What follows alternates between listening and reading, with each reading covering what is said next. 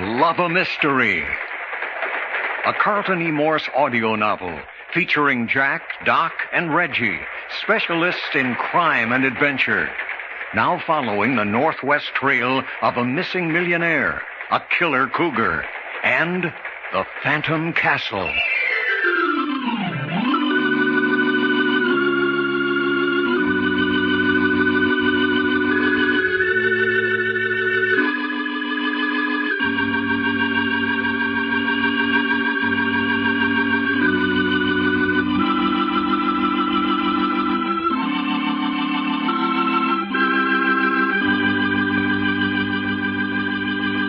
This is Fred Foy introducing Jim Harmon's presentation of Les Tremaine and Tony Clay in an original Carlton Morse thriller, The Fear That Creeps Like a Cat.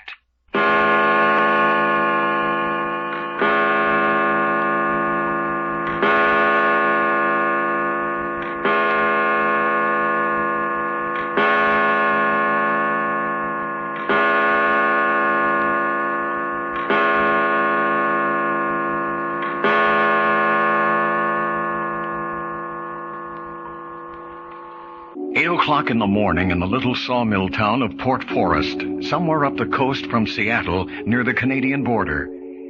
Their manhunt has taken them to the edge of the great Northwest wilderness, the last outpost of which is the little logging town of Port Forest.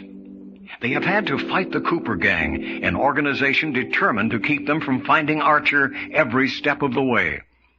The gang's newest atrocity was the murder of Jake Sims, a native of Port Forest, whom the three comrades believed was Archer's contact with the outside world.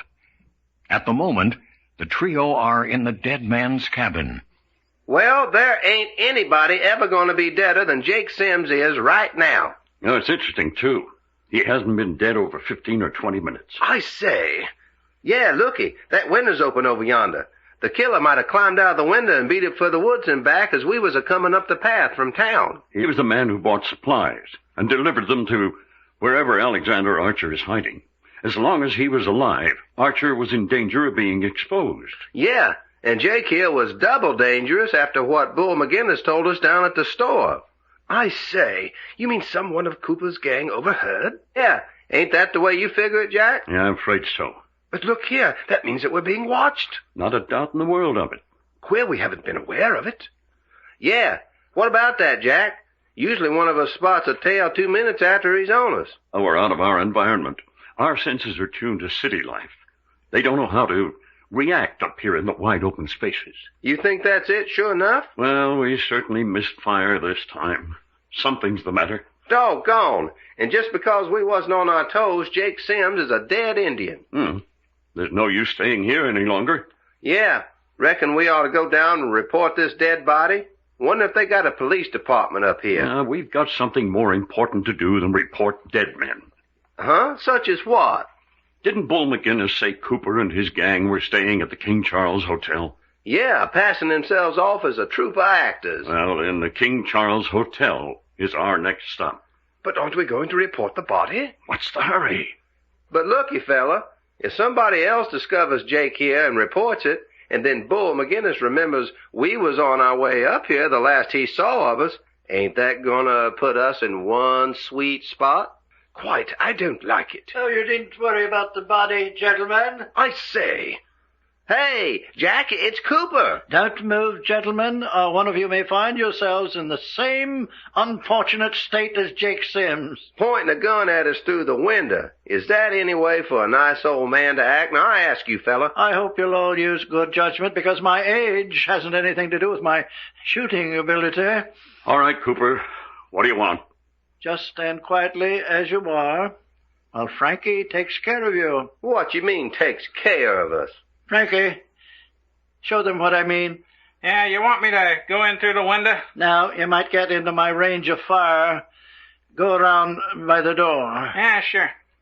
Now, ain't this a nice mess of potatoes? This is all pretty silly, Cooper. Oh, you think so? Certainly. We're within 100 yards of the main street of Port Forest. It's broad daylight. What do you think you're going to gain by this sort of gunplay? All right, Frankie. Go to work. Yeah, you bet.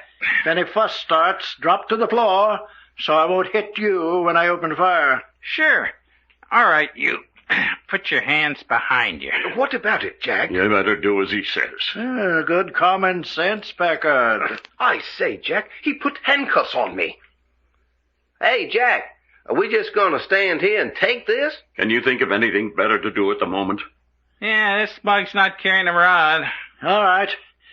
Take the next one. Come on, you. Put your hands behind you. Hey, Jack. Do as he says, Doc. Well, darn it anyway. Come on. You're wasting time. Ooh, all right. But I warn you, fella, don't you ever let me catch you down a dark alley at night. Handcuffs. Now, we can't fight, Jack. Just as well at the moment. No rod on this bozo either. Well, you see, Frankie, you boys insisted that these three were hard to handle. They're not only agreeable to get along with, but quite friendly about it. I ain't either friendly, dadbunnit. I'm meaner than a he-mule in fly time. All right, Packard. Your turn. Hands behind you. Oh, why not? Letting a pack of murderers truss us up like a passel of chickens without making a fight? What's eating you, Jack, anyway? I just don't happen to like Cooper's gun. Packard, I must congratulate you on your high type of intelligence. No gun on him either. All right. Take that rope and tie their feet so that they can walk decently but can't run. Hey, the least you could do if we're going to be your prisoners is to carry us. No, I'm afraid you'll have to do your own walking. After all, I'm quite an old man. Darn if you ain't. Just a dirty old man. I beg your pardon. I am immaculate. Okay, have it your way. An immaculate dirty old man. Does this red-headed young man talk all the time? Yes, I'm afraid so. And doesn't he ever say anything? Hey, what you mean, don't I ever say anything? No, I'm afraid Doc just likes to talk to hear his brains rattle. Well, that's a nice thing to say about a fella to his face. That's unfortunate. I detest useless conversation. Unless he can restrain himself, it may be necessary to use a gag. All right. If nobody likes the sound of my voice... Not too tight with those ropes, Frank. Give them a chance for a long, easy stride. Yeah, but then they can run. Did you ever see anyone try to run with ropes tied to their feet? Personally, Packard, you're more my type. Thanks for nothing. Oh, here, come now. I've been looking forward to some delightful conversation with you. On what subject? Well, personally, I like books, and I'm very fond of psychology. I say, an intellectual murderer. Oh, very unfortunate appellation, young man. Very unfortunate. Truest thing that's been said up to now. Doggone murderer. Frank. Yeah? When you've finished with those ropes, put a gag in that man's mouth. Hey, look now. That's your reward for talking out of turn. Well, blame it all, he is a murderer, and there's the body laying right there to prove it. As I was saying, I'm very fond of psychology, but my real hobby is medicine. Oh, it's interesting. Yes. My reports on you, Packard, tell me that you studied medicine at one time. I never finished. Oh, yes, 3 years, yes. I'm going to be very interested in hearing why you gave it up. Well, if you got such a thorough report on my past, you should know why. No, I'm afraid it doesn't tell me that. All right. Their feet's done. This the guy you want gagged? Oh, yes, that's the one. Hey, now, wait a minute. Hold still. What, Dad, blame your ornery loadout. Come on. You might as well give up, Doc. You're not the least bit intelligible. There. Hell, that'll take care of him. All right. Heard them out the door, and around here to me. Better keep your gun on them. Sure. Come on. You heard what he said. Round to the side of the cabin with you. I say, Jack, bit on the idea of a chain gang. Keep going and no talking. All right. I'll hold them here, Frankie. Go get the body. Yeah, I'll tie it up in a gunny sack. We're taking the body with us? Oh, yes, of course. If we left it behind, someone might think you boys had killed him. I should think that would be what you'd want. Oh, no. Then the police would be hunting you. Let's keep the police out of this as much as possible. Suits us. I say, you're taking this all very calmly. Oh, not the least danger. I've studied the habits of the natives pretty thoroughly. The only ones about at this time of the day are the mill workers, and they're all at work. Oh, don't dally in there, Frankie. Coming right along. You can get them started towards the woods if you want to. All right, boys. We'll be moving along then. You're leading the way? Now, I think it's safer if I follow. You see that scarred pine to the north? Yes. Head for that. All right. Mark you, I don't want to shoot if I don't have to, so don't give me any trouble. I say, looks a bit of rough going. Oh, yes, you'll have to break through the undergrowth. It gets better shortly. Yeah, well, it's bad with our hands handcuffed behind us. You can make it. Righto. If the ropes on your feet get tangled in the brush, just stand still until Frankie or I can free you. I say, Jack, bit of a go, what?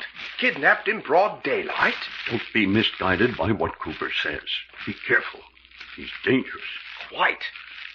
What do you suppose he has in store for us? I don't know, but I'll bet it isn't sitting in front of a fire discussing books and philosophy. Too bad you're gagged, Doc. Oh, I say. What's the matter? Doc's hobble rope caught on a root, and he pitched head first into a bush. Well, now, we'll take care of that. Up on your feet.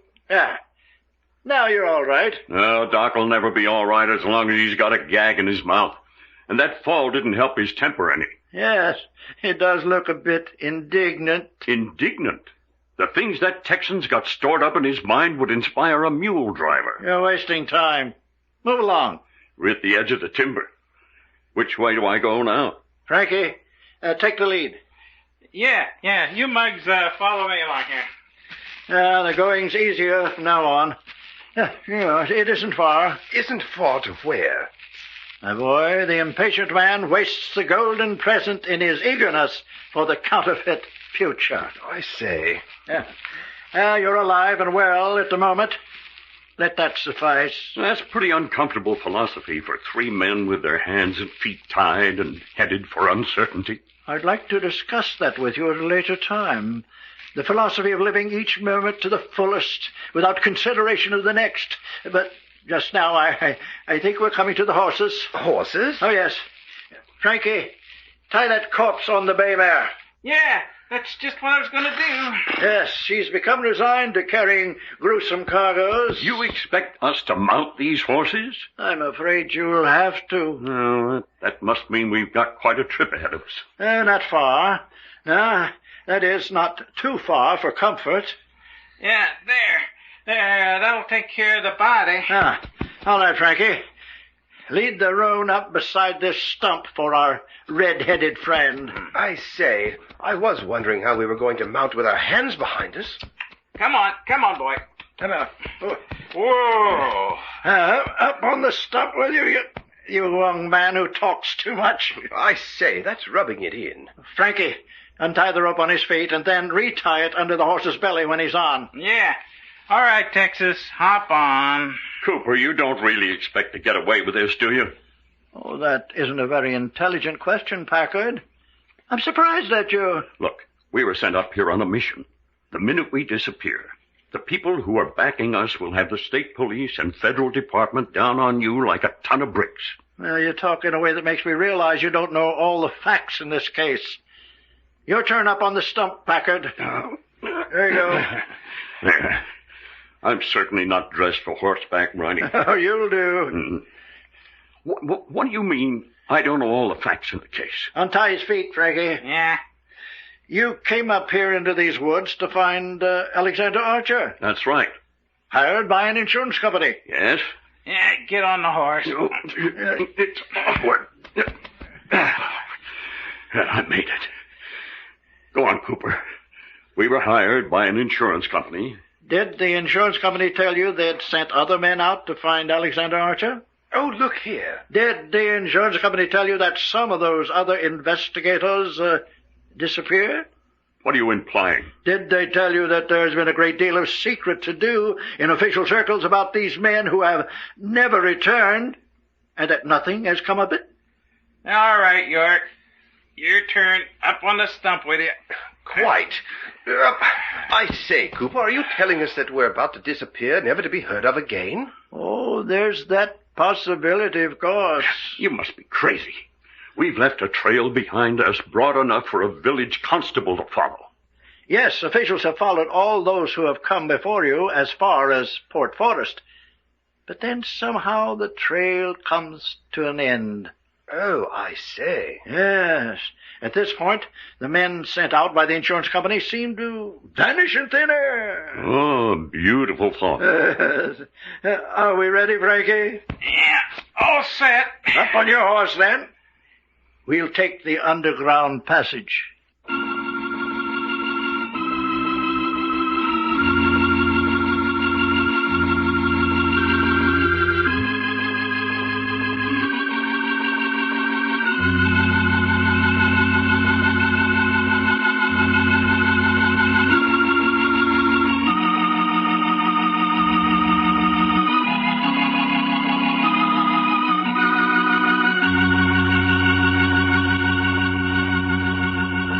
The adventures of Jack, Doc, and Reggie have come to you in I Love a Mystery.